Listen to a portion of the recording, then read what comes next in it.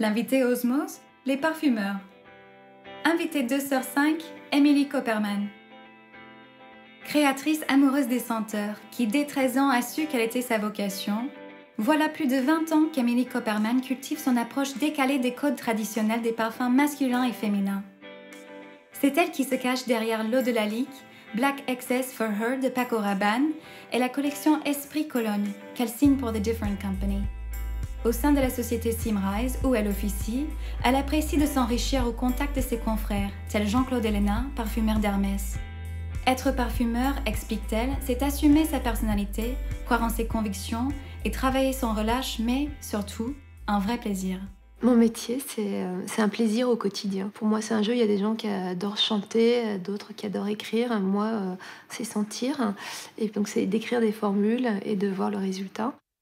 Émilie Copperman, parlez-nous de la conception du jus en lui-même.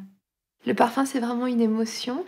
Et ce qu'il faut savoir, c'est qu'un parfum ne se crée jamais seul, hein. C'est mon travail, en fait, finalement, de mettre en parfum, de traduire les émotions des autres, le discours, l'histoire, en parfum pour le redonner.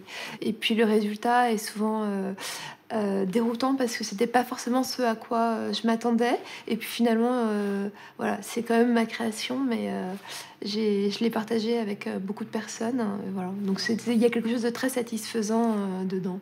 J'adore en fait décaler les codes, avoir une démarche inattendue pour qu'à la fin le parfum sorte un peu des sentiers battus. Ça peut se développer en une semaine comme en 10 ans au final.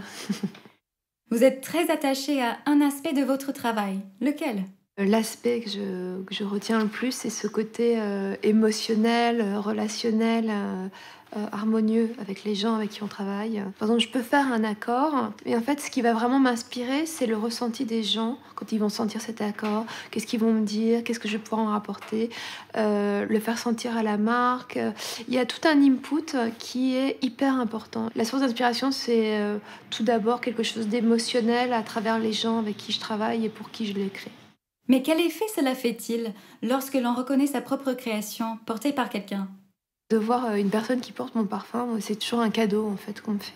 Des gens s'approprient une de mes créations et font comme si finalement c'est leur parfum, donc c'est à eux. Il y a quelque chose, je suis complètement dépossédée de ce que j'ai fait. Et j'en suis ravie, c'est génial.